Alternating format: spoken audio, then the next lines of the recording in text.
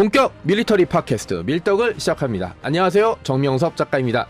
안녕하세요, 국방정론 박찬준입니다. 안녕하세요, 태상호입니다. 네, 이번 시간에는 중국 소식을 좀 전해드리겠는데요. 중국에서 개발하고 있는 자주포 PLZ-05의 업그레이드 뉴스가 얼마 전에 전해졌고요. 그래서 임시 명칭으로 PLZ-05B라고 지어졌습니다. 근데 관련해서 인터넷을 중심으로 주로 중국 쪽이겠죠. 중국 쪽에서 이번에 우리가 만든 이 자주포는 대한민국이 자랑하는 K9보다 성능이 더 우수할 거다 라는 식의 얘기들이 전해지고 있고, 관련해서 국내에 소식들이 전해지면서 여러 가지 설왕설래들이 좀 이어지고 있습니다. 그에 관련된 좀 얘기들 나누겠는데, 중국 네티즌일 수도 있고 중국 사람들의 특징 중에 하나가 이 뻥이 너무 세요. 그래서 여러 가지 얘기들을 해보는데 관련된 소식들 좀 부탁드릴게요. 뻥이라고 표현하기보다는 국뽕이죠. 근데 국뽕이 여느 나라하고는 좀 달리 심하죠. 그들 국민들도 그분들하고 대화를 하다 보면 굉장히 그 자부심이 세고, 그것은 중화 사상의 기초를 하고 있는 것 같아요.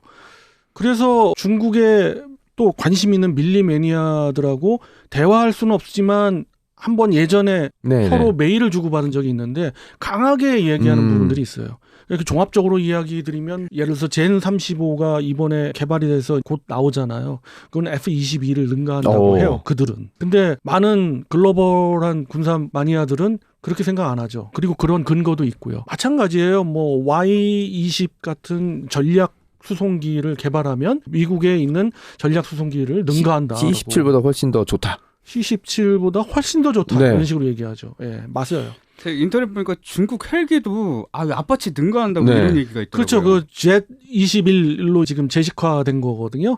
근데 이게 분명 중국에서 많은 고민을 하고 개발을 했어요. 그 개발 사항은 이번엔 이런 주제가 아니라서 짧게만 말씀드리면, 히말라야 쪽에 있는 고지대에서 작전하기 위해서 공격 헬기가 필요한데 매번 조금만 고도로 올라가면 떨어져서 추락하고 그래 왔기 때문에 도저히 이게 엔진 추력이 안 돼서, 엔진 추력은 거의 블랙호크급의 엔진을 달면서 그러한 공격 헬기를 만들자 해서 나온 게 Z-21이라는 건데, 역시 외형을 보면은 공격 헬기답긴 합니다. 근데 이걸 보고서 이제 섣불리 롱보우 아파치를 능가한다, 이렇게 얘기를 합니다. 근데 그런 아무런 근거가 없고 그렇지도 않아요, 사실. 그렇기 때문에 그런 모든 걸 봤을 때 이번 자주포도 마찬가지입니다. 이거는 PLZ-05 그전 버전이죠. 이 자주포를 보더라도 단번에 이제 느낄 수가 있는 건데, 중국의 모든 무기체계들이 비슷한 과정을 거쳐오죠. 처음에 본격적으로 군을 키우고 막 이러려고 할 때, 현대화를 하려고 할 때 러시아랑 손을 잡죠. 구소련이죠. 근데 구소련하고 국경 분쟁으로 해서 완전히 틀어져 버리죠. 그래서 모든 협력 사업이 다 중단돼요. 어떤 무기체계든지 다 중단이 됩니다. 역시 중국도 152mm로 시작한 자행포, 그들은 자행포라고 하죠. 그 자행포가 결국 드롭이 돼요. 그러면서 자기들만의 개발을 하려고 여러 가지 삽질을 합니다. 죄송합니다. 삽질이라는 표현을 해서 실패를 많이 했다는 얘기예요. 그러다가 미국 쪽하고 가까워집니다. 왜냐하면 미국이 개방을 하려고도 하지만은 소련을 견제하기 위해서. 그렇기 때문에 미국의 기술, 또 서방의 기술들이 조금씩 들어갑니다. 그래서 그때 이 포병 분야에서는 우리 152mm 그거 비효율적이다 판단을 씁니다. 중국에서. 제가 보기엔 그건 적절한 판단이었던 것 같아요. 그래서 155mm 구경으로 완전 단일화하려고 그때부터 155mm의 자주포를 개발합니다. 개발하는데 개발 중에 천안문 사태 터지죠. 그래서 다 중단됩니다. 이게 모든 무기체계에 다 비슷하게 나오는 거예요. 그러다가 이게 대량 자기들 기술로 했을 때 대량 생산하면 문제가 될 것 같으니까 조금씩 생산하거나, 그렇지 않으면은 기술적인 어떤 근거를 바탕으로 수출형으로 만듭니다. 일단. 그래서 수출형으로 나온 게 PLZ-45라는 그런 자주포입니다. 그게 쿠웨이트에 수출도 되고 그랬지 않습니까? 그런데 그거는 중국이 보더라도 왜 수출형으로 했느냐? 자국군에서는 채택을 하면 마탱이가 갈 것 같기 때문에. 오늘 전문 용어 많이 썼는데 좀 쉽게 말씀드리려고 합니다. 그렇기 때문에 자기들이 채택을 안 했는데, 기술적 축적을 계속 해오다가 이 정도면 되겠지 싶어서 한 게 바로 PLZ-05입니다. 이 PLZ-05는 가장 중점을 둔 거는, 그들은 항상 공산권이기 때문에 공격력, 그러니까 구체적으로 말씀드리면 연사 속도 그리고 어떻게 빠르게 치고 빠지느냐 또 경량화 이런 거에 굉장히 신경을 많이 썼어요. 그래서 개발 단계에서는 전체적인 톤수가 30톤을 상회하는 정도 수준의 자주포를 만들고 연사 속도는 그 당시 8발을 목표로 했어요. 근데 사실은 어떻게 나왔느냐? 5발이 채 안 돼요. 한 4발 정도. 그리고 실제로 분당 6발, 8발 나가면 결국 포신의 마모가 굉장히 빨리 되고 그리고 많이 흔들렸어요. 여러분들 영상에서 항상 보셨잖아요. 유튜브에 탭댄스라고. 안 흔들리는 포가 어디 있습니까? 있는데 그런 걸 잡아낼 수 있는 여러 그렇죠. 가지가 좀 떨어집니다. 네. 그래서 중국이 그 부분을 자기들은 그 당시에도 이랬어요. 세계 최강의 자주포라고 네. 네티즌 분들은. 네. 그러다가 PLZ-05B가 나왔잖아요. 그건 뭘 증명하느냐? PLZ-05가 나온 지 얼마 안 됐습니다. 지금도 양산 중이에요. 앞에 05라고 항상 붙이잖아요. 그들은 네. 뭐 제식명에 숫자 붙이는 거는 대개는 개발 완료돼서 배치된 연도 내지는 개발이 시작된 연도거든요. 배치된 연도 활발하게 배치된 연도가 05년부터 시작됐습니다. 그럼 지금까지 양산을 한 채 400대 이상 정도를 양산했거든요. 네. 그런데 갑자기 B형이 나온 네. 거예요. 그건 뭐예요? 원래 원판이 성능이 기대에 미치지 못한다. 개판이라는 얘기예요. 네, 맞습니다. 이거를 가볍게 만들어서 자기네 전략 수송기에 실어가지고 움직이려고 그러는데 한 대밖에 못 실어요. 아하. 너무 무거워서. 거기다가 그 한 대도 장륜식 자주포만 실어요. 지금 자기들이 개발한 궤도식 PLZ-05를 얘기하죠. 네. 그건 못 실어요. 그렇기 때문에 그거에 실패했죠. 그리고 연사속도 실패했죠. 모든 게 다 실패니까 마음에 안 드는 거예요. 그래서 개발을 이번에는 작심하고 네. 그러면 글로벌한 최고 수준이 지금 어디냐? 독일에서 지금 개발 중이잖아요. 그거하고 또 미국에서 개발 중인 게 있고 대한민국 K9 썬더 중에서 A2형을 그렇죠. 기준으로 잡은 거예요. 어허. 그래서 개발을 진행 중이고 있는 게 바로 PLZ-05B예요. 근데 아직 개발 중이고 공표된 것도 없는데 벌써 중국의 네티즌 분들은 우리 K9 A2를 능가한다. 그러니까 재원상으로 더 낫다. 뭐 이렇게 얘기를 하고 있는데 전쟁터에서 실제 무기를 사용하다 보면 이 카탈로그에 나와 있는 스펙이 맞아떨어질 때가 좀 있나요? 아닌가요? 전혀 다르죠. 전혀 달라요. 네. 네. 심지어 그나마 재원표와 비슷하다고 믿고 있는 미군 무기 체계조차도 네. 전쟁터에서는 오류가 그렇죠. 나고 네. 기능 고장이 생깁니다. 왜냐하면 시험 평가정하고 전쟁터의 환경이 절대 같을 수가 없고요. 거기에 인간의 오류가 시험 평가장에서 있었던 오류와 전쟁터에서 있는 오류가 동일할 수가 없어요. 환경적으로 가능성이 없습니다. 그런데 이렇게 시험 평가장에서 그것도 자신들에게 우호적인 상태에서 한 시험 결과를 가지고 자신감 있게 외치는 건 네. 저는 프로파간다 정도라고 생각을 하고 네. 그걸 제일 잘 보여주는 게 러시아의 T-14 알마타 전차가 네. 바로 그런 예라고 보여져요. 그리고 무기 시스템을 개발하는데 두 가지 요소가 있다고 봐요. 하나는 원대한 계획이 있어야 되고 또 하나는 좋은 실패들이 있어야 됩니다. 원대한 계획은 뭐 권위주의 국가도 세울 수 있고 민주주의 국가도 그렇죠. 세울 수 있어요. 문제는 두 번째 실패 요소인데 민주주의 국가는 실패를 하잖아요. 그렇죠. 그러면 언론에서 떠들죠. 국회에서 떠들죠. 온 국민들이 지탄을 해요. 지금 우리 국민들을 보면 예전에는 방산에서 뭔가 기술 실패를 해서 추락을 했다 혹은 뭐가 터졌다 하면은 무조건 니네 일 잘했냐라고 했지만 요새 추세를 보면 열심히 하다 보면 그럴 수도 있고 발전해 나가는 과정 아니냐 이렇게 좀 긍정적으로 바뀌었잖아요. 좀 여유가 생겼죠. 예, 그러니까 성공적인 실패를 인정하는 그런 분위기가 됐어요. 사실은 실패한 것들이 사실적으로 드러나야 되고 그 실패를 고쳐나갈 수 있게 지지를 해주는 세력들이 필요한데 민주주의 국가에선 그게 돼요. 그렇죠. 대한민국은 그게 되는데 중국은 과연 그럴 수 있느냐 권위주의 국가에선 여기는 당이 결정했는데 실패가 있을 수 없는 국가. 존재할 수가 없죠. 예. 네. 그러면은 현장에서 사람들이 무기 개발자들이 어떻게 하냐? 실패가 있으면 뭘 하겠습니까? 보고를 하지 않을 거예요. 숨기기에 급급하거나 아니면 그냥 요 테스트만 끝날 때까지만 버텨라. 그럼 실전으로 나가면 내가 알 바니고. 퍼포먼스가 안 나올 확률이 크겠죠. 그 시스템 그것을 완전히 고치기 전엔 저는 권위주의 국가에서 완성도가 높고 실전에서 자신들이 이야기하는 성능이 다 나오는 무기 체계가 나오긴 좀 힘들지 않을까라는 생각을 합니다.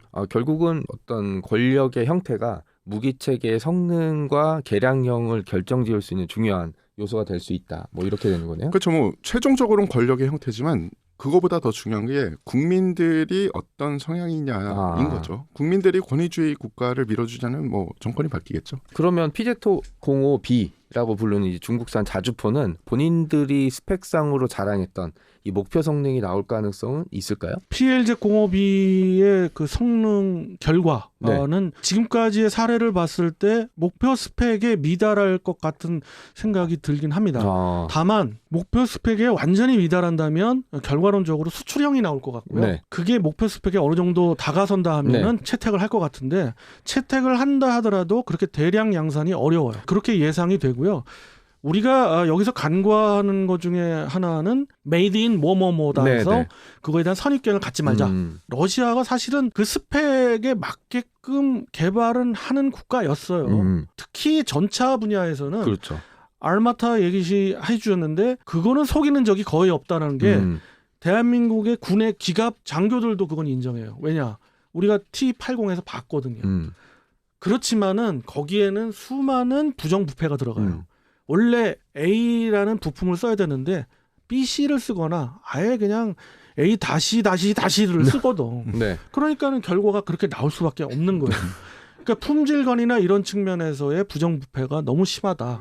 그래서 러시아는 그래서 폭망을 하는 건데 중국은 여러 가지가 짬뽕됐다고 보는 게 맞아요. 그리고 그들한테 해주고 싶은 이야기는 일단 중화 사상을 완전 좀 버려라. 그래야 너희들이 어느 분야에서든지 발전한다라고 이제 제언을 내가 굳이 중국을 야만큼이라도 사랑한다면 내가 해주고 싶어요. 그렇지만은 그렇지가 않기 때문에 그걸 버리지 않기 때문에 결과는 자화자찬식일 거고 K9A2에 근접하는 것이 나온다면 성공입니다.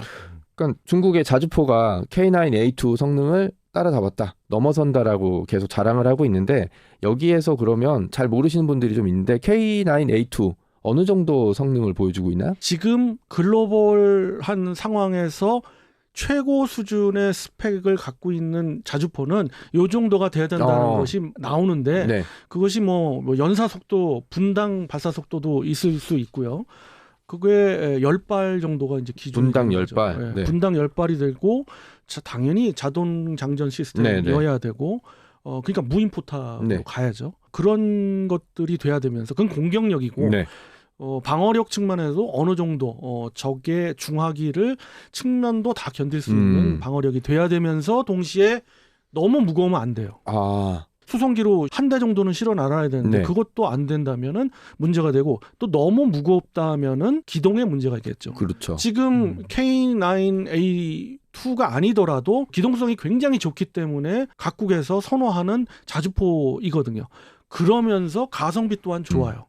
이러면 아주 금상첨화죠. 거기에다가 유지보수 측면에서 정성을 들이는 것이 제조한 회사에서 상당히 강조하는 부분이기 때문에 그런 서비스까지 잘 되기 때문에 좋고 여기서 강점 중에 하나는 이러한 계열 자주포를 무려 1000여 문 이상 정확하게는 1078문을 운용하고 있는 대한민국이기 때문에 이건 뭐 어느 국가도 사실 흉내를 못 내고 있어요. 단일 기종을 그렇게 많이 운용하는 국가는 없거든요. 거기에서 나오는 문제점들, 노하우들을 전부 또 공유한다.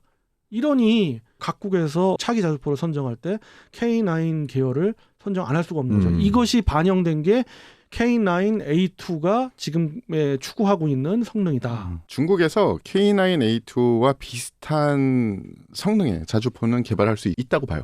충분히 그런 능력은 있는데 그 뒤에 가야 할 길이 뭡니다. 왜냐하면 무기체계라는 게 한번 개발해서 얘다 써라 이게 아니라 많이 실전에 쓰여봐야 되잖아요. K9 같은 경우에는 벌써 수많은 국가에 판매가 됐고 일부는 실전을 겪었습니다. 그리고 사용된 연수가 꽤 되잖아요. 그렇기 때문에 운영의 묘도 있는 무기체계예요. 그래서 중국이 비슷한 무기체계를 개발하지 못한다? 그건 아니지만 개발을 했다고 해도 K9을 위협하는 존재가 되려면 좀 시간이 걸릴 거다라고 말씀을 드릴 수 있고 박 의원님 말씀하신 것처럼 중국의 무기체계 우습게 볼 존재는 절대 아닙니다. 그 증거가 어떤 거냐면 그들의 소화기를 보면 돼요. 총기. 제가 1990년 말부터 그들의 총기를 직접 쏴보기도 했고 개발 과정도 보고 그랬거든요. 처음에 형편없었어요. 처음엔 K1, K2, 뭐 K계열 총기에 될 것도 아닌 좀 정말 형편없는 총기 혹은 뭐 베트남전 때 사용했던 총기에서 조금 개량한 요 정도였는데 최근 보면 총기들이 이건 K 시리즈보다 더 우수한 면이 많다 정도로 넘어왔거든요. 그 이유가 뭐냐? 일부는 잘 아시지만 중국에서 총기가 상당히 많이 쓰입니다. 실제로 뭐 위구르에서도 쓰이고 많이 쓰여요. 그러니까 많이 사용되니까 자신들이 총기의 불편함을 많이 개량을 했어요. 누구보다 사용 경험이 많으니까. 그렇죠. 그리고 중국이 세계 공장이 되면서 서방 세계의 광학 조준경들을 중국에서 많이 생산을 했어요. 대표적인 걸로 홀로선이 있죠. 홀로선이 해외에서 판매되니까 또 해외 사람들이 이렇게 바꿔줘 피드백을 라는 게 지금 다 들어가서 제대로 된 물건이 나와요. 그렇기 때문에 중국의 무기 개발 그리고 앞으로 방산에 대해서는 우리가 경계를 해야 되는 건 맞고, 하지만 그들이 내보내는 외부적인 자료 혹은 프로파간다를 100%는 믿을 수 없다라는 게 제 의견입니다. 중국이 무시할 수 없는 강점 하나를 더 말씀드리면 모방의 천재다 라를 정도로, 그건 다시 말씀드리면 받아들이는 게 빨라요. 바로 러시아의 그 컨테이너 벨트형 자동 장전 시스템을 바로 버렸어요. 버리고 이번 지금 PLZ-05B를 개발하면서부터는 판자하우비츠 2000을 모방을 했어요. 그 얘기는 K9을 모방했다는 얘기죠. K9의 자동 장전 시스템 그대로 거의 그런 비슷한 형태로 가고 있어요. 그렇게 빨리 받아들이고 있고 하는데, 그럼에도 불구하고 부족한지 무인화가 아직 안 되고 있는 거예요. 지금 알려진 바로는 포탑에 2명을 또 혹시 모르니까 자동 장전하다가 걸릴 수 있으니까 2명을 두고 있는 걸로 알고 있는데, 그만큼 빨리빨리 쫓아오는 건 맞아요. 맞는데 그거에 대한 품질 관리나 한쪽을 강조하다 보면 또 한쪽이 굉장히 벌어지는, 예를 들어서 방어력을 강화하려다 보니까 무거워지고 뭐 이러는 것들이 있어서 중국에서 굉장히 무섭게 쫓아오고는 있습니다만은 그들의 중화 사상과 이런 것들을 버리지 않는 한 어렵다. 상당히 비판적으로 보고 봐야 제대로 된 물건이 나온다. 이렇게 생각됩니다. 그러면 어쨌든 이제 A2 버전 관련해서 중국의 목표가 뚜렷해졌다면 우리는 이제 여기에서 한 발 더 나가서 이제 K9 A3 버전 지금 현재 개발 중인데 현 상황에서 반영돼야 될 점 뭐가 있을까요? A2가 개발되고 있고 A3는 이제 계획 단계지만은 A3를 염두에 두고 그와 관련된 기초적인 부분을 계속 개발하고 있죠. A2와 A3에서 우리가 강조될 부분은 계속해서 우리는 우리의 길로 나아가되 중국에서의 강점들을 상쇄할 수 있는 부분들을 우리도 대비를 해야 돼요. 예를 들면 이거죠. 가성비. 가성비가 그대로 우리도 어느 정도 수준의 값싼 무기 체계로 나오려면은 이제 하청 업체들, 부품을 생산하는 업체들을 잘 관리해야 된다는 거죠. 그런 부분에 있어서 단종되는 사례도 적절히 관리하면서 계속 그렇게 가주는 것이 일단 가장 중요하다. 그들의 장점을 상쇄시킬 수 있는 우리의 장점으로 만들자. 이게 이제 첫 번째고, 두 번째는 K9A3에 가서 완전 무인화가 될 수 있을 정도가 되려면 이 부분에 있어서의 더 미래 계획이긴 한데 AI를 접목한 그런 자주포도 생각을 해둬야 돼요. 그러니까 무인화 정도가 아니죠. 단순 조종하는 무인화를 넘어서 스스로 생각하는 그런 자주포가 되는 거죠. 내가 이 전장 상황에서 분당 몇 발 속도로 타격하고 어디로 빠져야 가장 효율적이겠다를 스스로 생각해서 판단하는 수준까지 가려고 하는 미래 계획도 우리가 염두에 두고 있다. 이렇게 말씀드릴 수 있습니다. 자, 중국이 최근에 개발 중이라고 공표한 PLZ-05B 자주포 계속 나오고 있어서 한번 다뤄봤고요. 중국이 주장하기로는 대한민국의 자랑 K9 자주포보다 훨씬 성능이 좋아질 예정이다. 라는 식으로 이제 얘기를 해서 그게 사실인지 아닌지 얘기를 좀 나눠봤습니다. 물론 뭐 맞는 부분도 있고 아닌 부분도 있고 한데 뭐 중국에 따라오는 지점은 우리가 더 반영해서 더 앞서 나가면 될 거고, 중국이 허풍을 떨었던 지점은 그냥 우리도 같이 웃고 넘어가면 될 것 같습니다. 자, 이 시간 이걸로 마무리 짓고요. 다음 시간에 또 뵙도록 하겠습니다. 여러분 안녕히 계십시오.